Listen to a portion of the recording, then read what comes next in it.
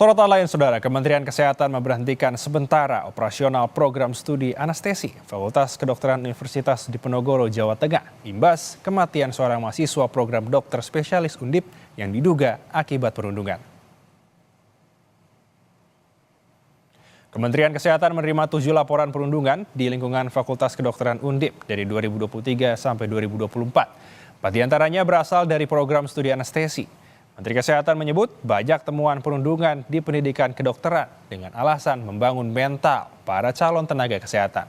Kemenkes telah menurunkan tim untuk menginvestigasi penyebab kematian dokter muda ini.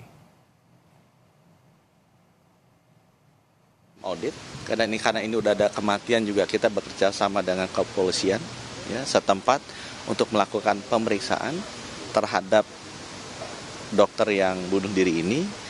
Kita sudah menemukan ada buku catatan hariannya, lakukan sementara karena begitu kita mau memeriksa, semua murid-murid junior ada sana diintimidasi. Tidak boleh bicara. Dan ini menurut saya tidak baik. Karena mereka masih berinteraksi di sana. Itu sebabnya kita berhentikan sementara. Supaya penyelidikan ini bisa dilakukan dengan cepat.